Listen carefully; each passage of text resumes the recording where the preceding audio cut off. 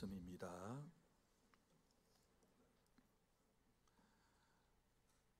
신약성경 히브리서 12장 1절부터 3절까지 말씀을 낭독하겠습니다. 이러므로 우리에게 구름같이 둘러싼 허다한 증인들이 있으니 모든 무거운 것과 얽매이기 쉬운 죄를 벗어버리고 인내로서 우리 앞에 당한 경주를 하며 믿음의 주요 또 온전케 하신 이인 예수를 바라보자.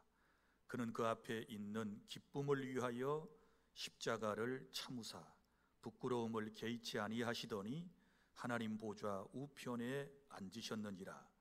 너희가 피곤하여 낙심하지 않기 위하여 죄인들이 이같이 자기에게 거역한 일을 참으신 일을 생각하라.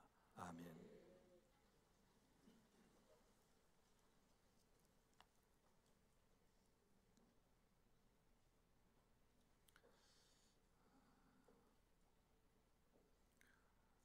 얼마 전 제19회 중국 항저우 아세안 게임이 끝나고 지금 목포에서는 제104회 전국체전이 한창입니다.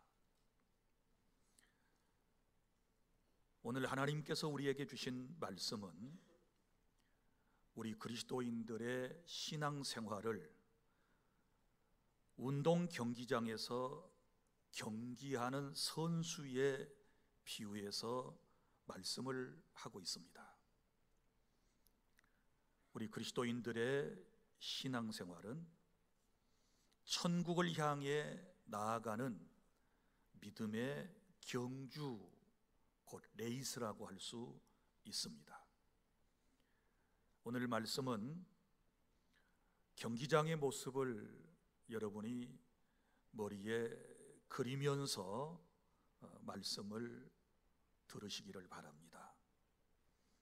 첫째, 큰 경기장이 있고 거기에 관중이 있습니다. 경기장을 가득 메운 수많은 군중들이 지켜보는 가운데 경기가 진행되고 있는 것입니다. 그런데 그 관중석에는 크게 나누면 두 부류의 사람들로 나눌 수 있을 것입니다. 하나는 자신의 팀을 응원하는 사람이 있고, 또 하나는 상대방의 팀에게 야유를 보내는 사람들도 있다는 것입니다. 오늘 본문에 보면 우리가 믿음 생활을 할 때 우리를 응원하는 사람들이 있다, 우리를 지켜보는 사람들이 있다라고 말씀을 하고 있습니다. 1절, 이러므로 우리에게 구름같이 둘러싼 허다한 증인들이 있으니. 자, 여러분, 우리를 응원하는 분들인데 이분들은 자신들이 이미 경주장에서 경기를 해본 경험이 있는 분들입니다.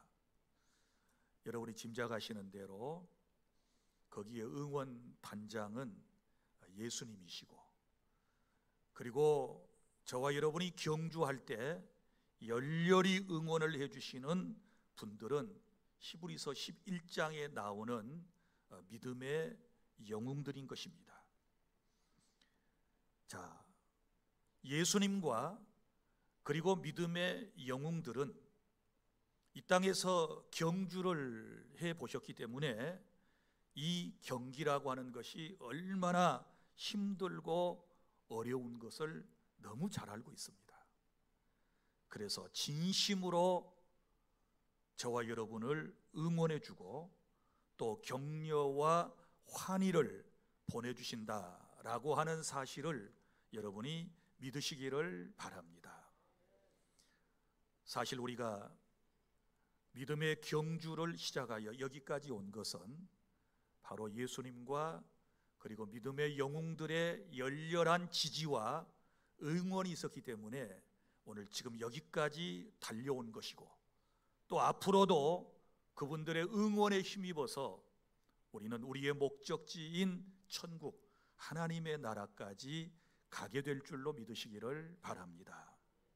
그런데 안타깝게도 관중석에는 우리에게 야유를 보내는 사람들이 있습니다. 누구일까요? 사탄의 무리입니다. 저와 여러분이 경주를 하다가 쓰러지기를 바라고, 넘어지기를 바라고, 포기하기를 바라면서 정말 우리의 마음을 상하게 하는 야유들을 지금도 퍼붓고 있는 것입니다. 하나님이 정말 살아계시냐? 하나님이 너희와 같은 죄인들과 함께 할 줄 아시느냐? 그렇지 않다. 우리를 비난하고 야유하면서 어떻게 하든지 신앙생활을 중도에 포기하도록 지금도 역사하고 있다는 사실을 저와 여러분이 알아야 될 줄로 믿으시기를 바랍니다. 그런데 사랑하는 여러분, 우리가 경주를 끝까지 마치려면 야유하는 소리 들어서는 절대로 끝까지 갈 수가 없습니다. 야유하는 소리는 귀를 딱 틀어막고 우리는 우리에게 응원을 보내주시는 주님의 말씀과 여러 신앙의 영웅들의 힘찬 함성에 힘을 얻고 저 천성을 향하여 나아가는 우리 주 안의 모든 성도 여러분들이 다 되실 수 있기를 바랍니다. 그리고 우리가 알아야 할 것은 우리의 경주는요, 빨리빨리 하는 것이 아니에요. 누가 더 빨리 골 지점에 도착하느냐, 이거 아닙니다. 우리의 경주는 좀 달라요. 세상에서 운동 경기는 기록 경기잖아요. 그래서 누가 빨리 골인 지점에 도착하는가, 누가 더 많은 점수를 취득하는가 라고 하는 데 있지만, 그러나 신앙의 경주는 빨리빨리가 아니고 누가 빨리가 아니라 끝까지예요. 끝까지. 그러니까 끝까지 가는 것이 중요해요. 천국에까지 끝까지 가는 것을 하나님이 귀하게 보시는 것이지, 처음에는 열심히 달렸다가 나중에 중도 포기한다거나 탈락해 버리게 되면 그건 아무런 소용이 없는 것입니다. 그러므로 여러분들이 이 신앙생활의 경주는 일반 운동 경기와 다르다라고 하는 것을 여러분이 기억하시고, 우리가 믿음의 경주를 시작했으면 끝까지 주님이 계시는 그 나라까지, 주님이 우리를 위하여 예비하신 그 나라까지 여러분들이 꼭 다다를 수 있기를 바랍니다. 둘째, 준비를 잘 하셔야 합니다. 여러분, 지금 저와 여러분은 경주장에 있다고 생각을 하셔야 합니다. 그리고 이미 지금 어떤 분들은 출발을 하셔가지고 한참 동안 10년, 20년, 아니면 어떤 사람은 80년 동안 믿음의 경주를 하신 분들도 있을 거예요. 그러나 또 어떤 분들은 이제 경주장 스타트선 앞에, 출발선 앞에 딱 서서 지금 경주를 하려고 하는 분들도 계실 것입니다. 그러면 먼저 우리가 준비를 잘 해야 되거든요. 출발하기 전에도 준비를 잘 해야 되고, 그리고 또 우리가 경주를 계속 해나가는 과정 속에서도 여러 가지 불편한 것이라든지 거치장스러운 것들을 우리가 걸치고 경주를 하고 있었다면 빨리 그것을 벗어버리는 것이 중요하거든요. 그래서 첫째는 모든 무거운 것과 얽매이기 쉬운 죄를 벗어버리고, 본문은 이렇게 준비를 하라고 말씀을 하셨습니다. 자, 여러분 보십시오. 운동 경기를 하는 선수들의 옷차림이 어떻던가요? 자, 보십시오. 먼저는 아주 가벼운 옷을 입어요. 그죠? 그리고 간편한 옷을 입어요. 그리고 요즘은 패션 감각이 엄청 뛰어나요. 옛날에는 단색만 유니폼으로 입었는데 지금은요 얼마나 알록달록하고 멋진 패션의 옷을 입고 뛰는지 몰라요.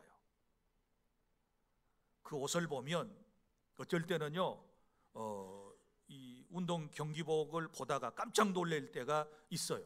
어떤 경기에서는 옷을 입었는지 안 입었는지, 뭐 그냥 여기만 간신히 거치고 바지 또 그리고 운동 경기 팬츠 이런 것들을 보게 되면 정말 너무너무 간편하고 가벼운 옷을 착용하고 있는 것을 보실 거예요.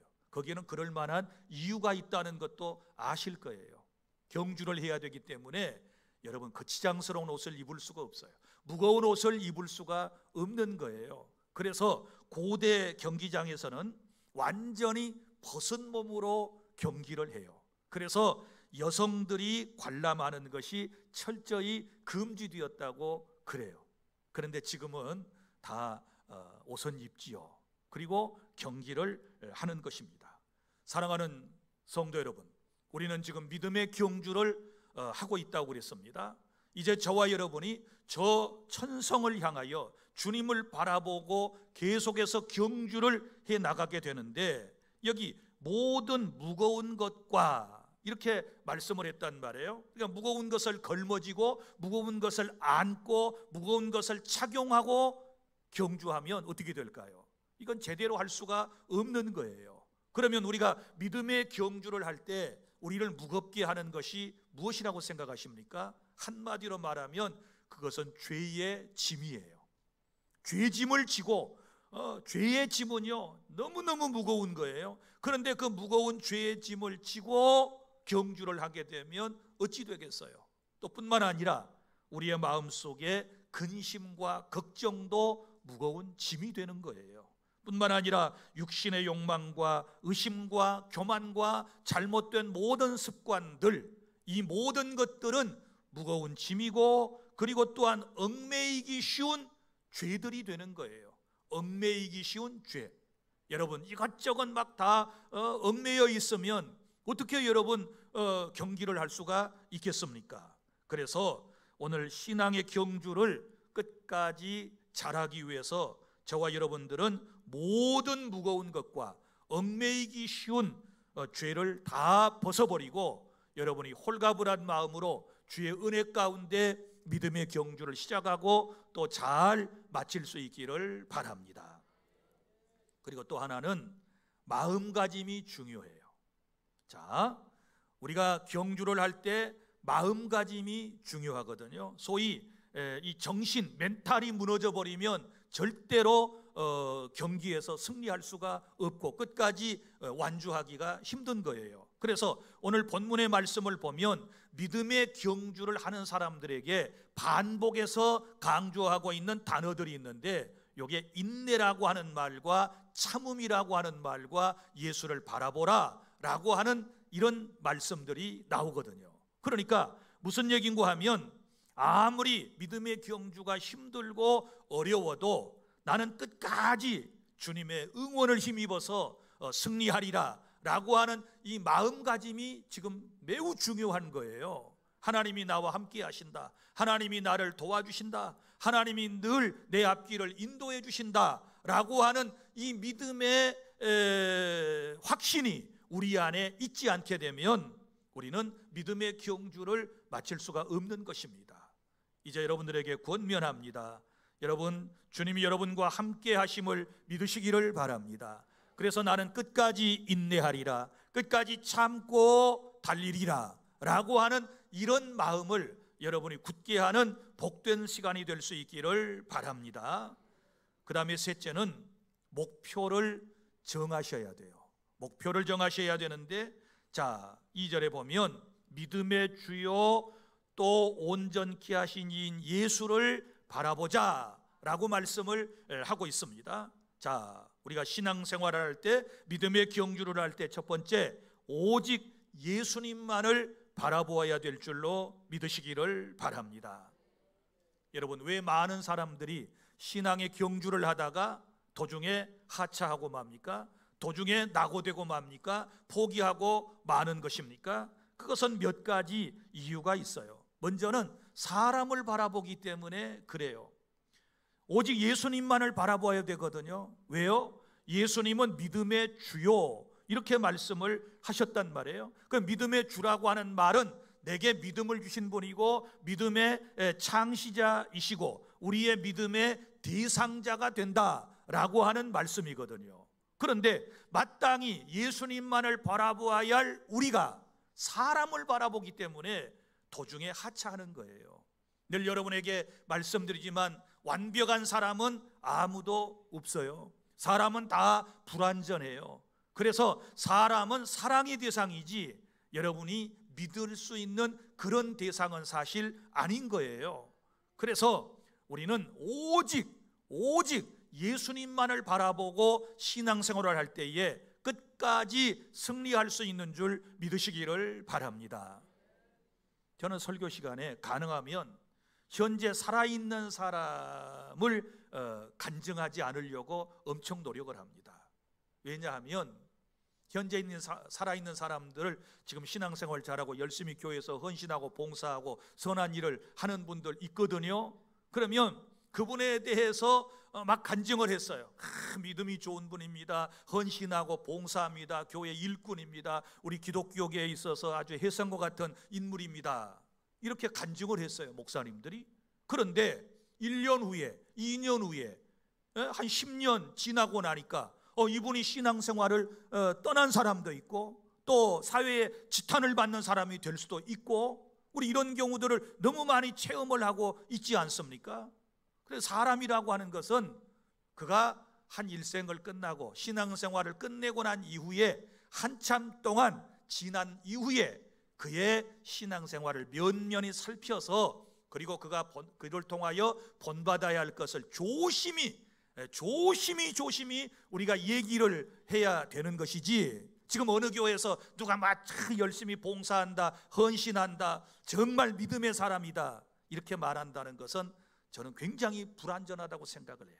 그래서 할 수만 있으면 성경의 위인들만 여러분들에게 소개하려고 노력하고 하나님의 말씀만을 여러분들에게 증거하려고 나름대로 애쓰고 있는 것입니다. 사랑하는 여러분, 오직 예수님만을 바라보시기를 바랍니다. 여러분이 신앙생활하다가 교회에서 여러분을 실망시킨 사람들 얼마나 많이 있습니까? 여러분들에게 상처를 준 사람들 얼마나 많이 있습니까? 믿음이 있는 줄 알고 따르고 존경하고 사랑했는데 나중에 보니까 믿음은 온데간데 없고 인간적이고 교만하고 정말 하나님 보실 때 오만불손하고 이런 사람들이 얼마나 많이 있습니까? 그래서 교회 안에서 가장 많은 상처는 자기가 믿었던 신앙의 소위 사랑의 대상을 통하여 받은 상처가 가장 많이 있는 것입니다. 나는 여러분들에게 정중하게 권면합니다. 사람 보고 믿지 말고 우리 늘 여러분들이 잘 알고 있는 대로 주님만을 바라보시기를 바랍니다. 믿습니까? 믿음의 주요 이렇게 말씀하셨잖아요. 그러니까 믿을 분은 오직 예수님 한 분이시다.